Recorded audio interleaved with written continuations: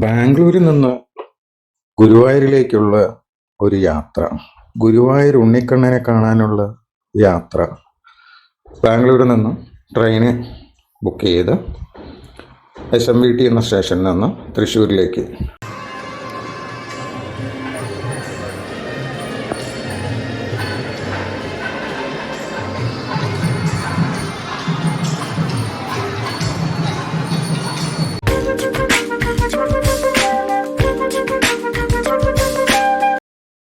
തൃശ്ശൂരിൽ ഏകദേശം 3 മണിയാകുമ്പോൾ എത്തി. ആ സമയത്ത് ബസ് ഗുരുവായൂരിലേക്ക് ഇല്ല. അപ്പോൾ നമ്മൾ ഓട്ടോ എടുത്ത് ഏകദേശം 650-700 രൂപൻ്റെ അടുത്ത് ഓട്ടോ ചാർജ് വരും. അപ്പം അവിടെ നിന്ന് റെയിൽവേ സ്റ്റേഷനിൽ നിന്ന് ടോക്കൺ എടുത്ത് ഓട്ടോ എടുത്ത് നേരെ ഗുരുവായൂർ പോകാം. എന്നിട്ട് നമ്മുടെ ഹോട്ടലിൽ ചെക്ക് ഇൻ ചെയ്യുകയാണെങ്കിൽ, നമ്മൾ ഏതെങ്കിലും ഹോട്ടലിൽ ബുക്ക് ചെയ്യുകയാണെങ്കിൽ ഗുരുവായൂർ അവരോട് വിളിച്ച് പറയുന്നത് നല്ല. ഓൺലൈനിൽ ബുക്ക് ചെയ്യുമ്പം നമുക്ക് ഈ ചെക്ക് ഇൻ ടൈം 2 മണി അല്ലെങ്കിൽ 12 മണി അല്ലെങ്കിൽ 1 മണി അങ്ങനെയുള്ള സമയമാണ് കിട്ടുക. അപ്പോൾ നമ്മൾ ഓൺലൈനിൽ എന്താ പറയുക, ഫ്രീ ഉള്ള ഹോട്ടൽ കണ്ടാൽ ഡയറക്റ്റായിട്ട് അവരെ കോൾ ചെയ്ത് ബുക്ക് ചെയ്യുന്നതായിരിക്കും നല്ലത്. ഏർലി മോർണിംഗ് ചെക്ക് ഇൻ പറയുന്നതാണ് നല്ലത്. അങ്ങനെ ഞങ്ങളൊരു ശനിയാഴ്ച രാവിലെ ഗുരുവായൂർ എത്തുന്നു, ഹോട്ടൽ ചെക്ക് ഇൻ ചെയ്യുന്നു. അത് കഴിഞ്ഞ് നേരെ ഗുരുവായൂർ ഉണ്ണിക്കണ്ണനെ കാണാൻ പോകുന്നു. നല്ല തിരക്കായിരുന്നു അന്ന്. എന്തൊക്കെയോ ഉത്സവം അങ്ങനെയായിട്ട് ഭയങ്കര തിരക്കായിരുന്നു. 6 മണിക്ക് മുമ്പ്, ഏർലി മോർണിംഗ് 6 മണിക്ക് മുമ്പ് അമ്പലം എത്തിയത് കൊണ്ട് സ്പെഷ്യൽ ക്യൂവിനുള്ള ടിക്കറ്റ് കൊടുക്കാനുള്ള സമയമായിട്ടില്ല. അത് 6:45. അപ്പോൾ ഞങ്ങൾ നേരെ സൈഡ് വഴി ഉള്ളിലേക്ക് കയറി തുലാഭാരത്തിനെല്ലാം കൊടുത്ത് അതിന് ശേഷമാണ് നമ്മുടെ അമ്പലത്തിൽ ചുറ്റും 2 ആനകളെയൊക്കെ വെച്ചുള്ള പരിപാടികളൊക്കെ ആയി. അതെല്ലാം കണ്ട് എന്താ പറയുക, ചുറ്റമ്പലത്തിലേക്ക് ഇങ്ങനെ നിറമാലിയല്ല, എന്താ പറയുക, കണ്ണൻ എല്ലാവരെയും കാണാനായി ആനപ്പുറത്ത് വരുന്ന ഒരു സെറ്റപ്പ് എല്ലാം കണ്ട് ആനയുടെ ഗജമേളങ്ങളെല്ലാം കണ്ടതിന് ശേഷം നമ്മൾ പുറത്തുനിന്ന് തന്നെ തൊഴുത് പ്രസാദവും വാങ്ങി വീണ്ടും വന്ന് ഇനി ഒരിക്കലും കൂടി പോവാം എന്ന തീരുമാനത്തിൽ വീണ്ടും ഹോട്ടലിൽ പോയി ഭക്ഷണമെല്ലാം കഴിച്ചു. വീണ്ടും ഗുരുവായൂർ കാഴ്ചകൾ കണ്ടുകൊണ്ട് ഇങ്ങനെ നടന്നു. കുറേ ഫങ്ഷൻസൊക്കെ ഉണ്ട്, പാട്ട്, അരങ്ങേറ്റം, അങ്ങനെയുള്ള കുറേ പരിപാടികളെല്ലാം കണ്ട് നല്ല തിരക്കായിരുന്നു.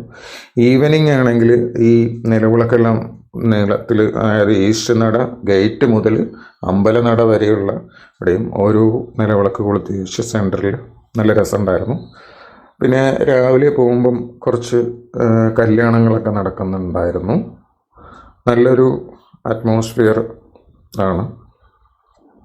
ഓം നമോ നാരായണായ. തൃശ്ശൂർ ജില്ലയിൽ ചാവക്കാട് താലൂക്കിൽ സ്ഥിതി ചെയ്യുന്ന ലോകപ്രസിദ്ധമായ ഹൈന്ദവ തീർത്ഥാടന കേന്ദ്രമാണ് ഗുരുവായൂർ ശ്രീ കൃഷ്ണസ്വാമി ക്ഷേത്രം.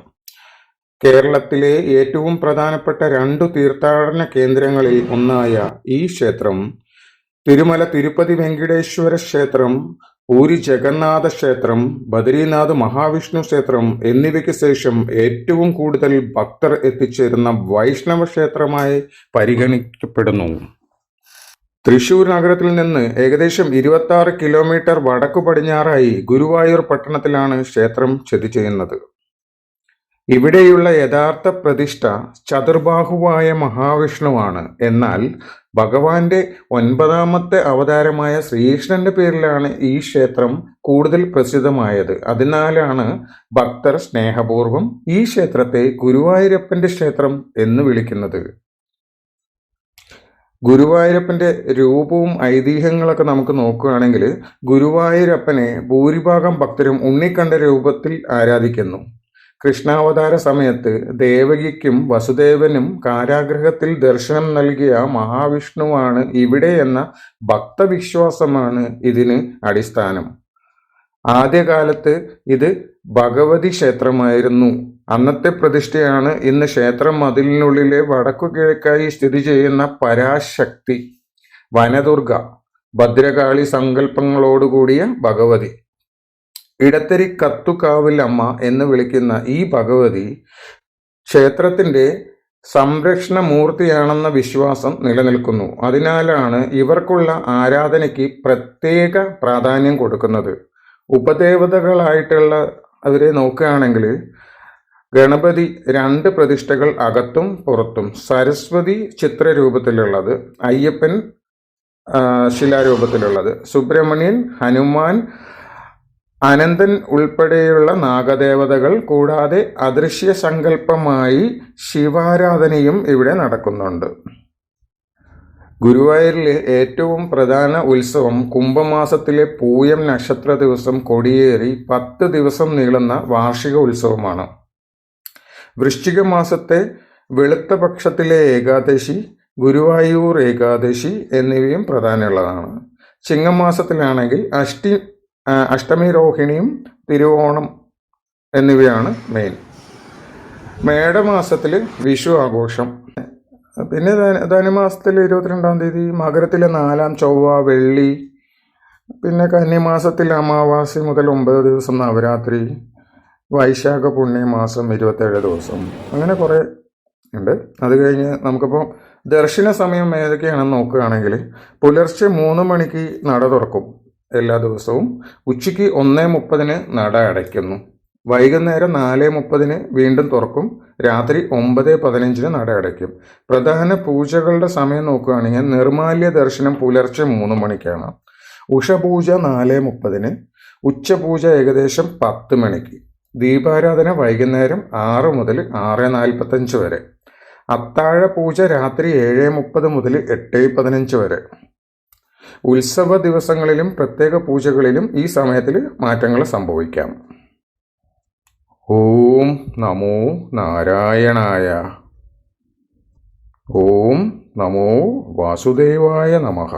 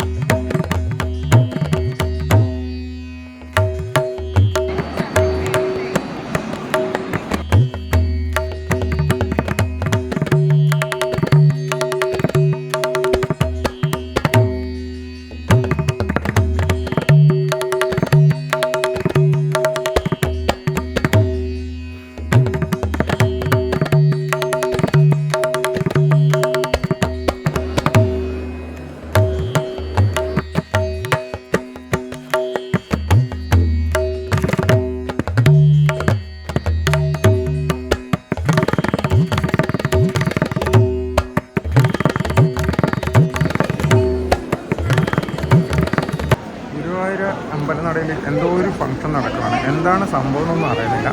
നല്ല തിരക്കാണ് അവിടെ, ഭയങ്കര തിരക്കെന്ന് പറഞ്ഞാൽ കാല് കുത്താൻ സ്ഥലമില്ലാത്ത രീതിയിൽ തിരക്കാണ്.